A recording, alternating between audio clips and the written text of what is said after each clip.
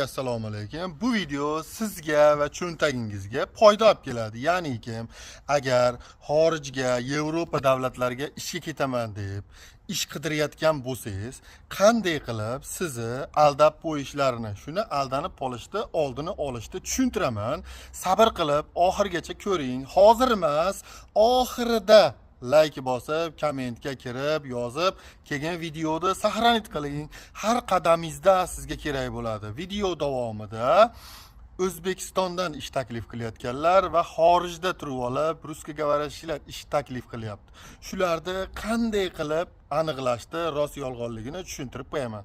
Qani, bo'lmasa boshladik. Agar sizga ish beruvchi tomonidan WhatsApp, Telegramda aloqaga chiqib, seni ishga joylayman, shokolad zavodga, Nike fabrikasiga, Colgate tish pasta zavodga, har xil Toyota, Range Rover kompaniyalariga yoki DPD, shunga o'xshagan Amazon kompaniyalariga ishga joylayman deyotgan bo'lsa, siz shular bilan WhatsApp, Telegram orqali yozishib ishga ketaman deyotgan bo'lsangiz, sizga hech qanday puling kerak emas. Hamma yo'lda kompaniya tarafidan to'lab beradi.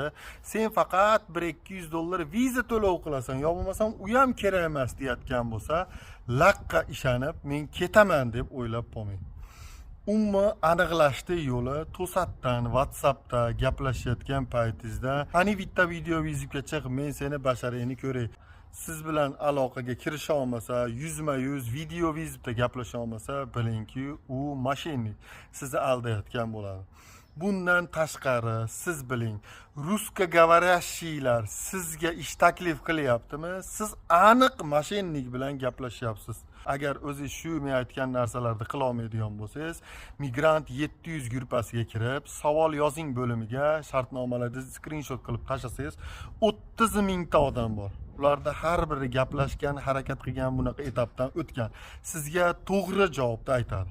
Endi O'zbekistonda turib ish taklif qilayotganlarni qana aniqlashni tushuntiraman. Agar sizni Germaniya, Angliya davlatlariga til bilishing shart emas, rus tilini bilsang bo'ldi, jo'nataman deyotgan bo'lsa, bilingki sizni aldayapti. Hozirgi kunda Germaniya, Angliya davlatlariga ingliz yoki nemis tilini bilmasdan jo'nataman deyotganlar hammasi mashinnik. Hushyor bo'ling, ehtiyot bo'ling. Pul to'lashdan oldin qaytarib olishni o'ylang. Birinchi navbatda migratsiya agentligi tomonidan berilgan litsenziyangiz bormi deng. Bu litsenziya qanaqa bo'lishligi haqida men alohida video qilganman. Litsenziyani tekshirish degan profilimda turibdi, kirib ko'rib oling. Shunaqa litsenziyasi bo'lmasa, umuman ularga ishonmang.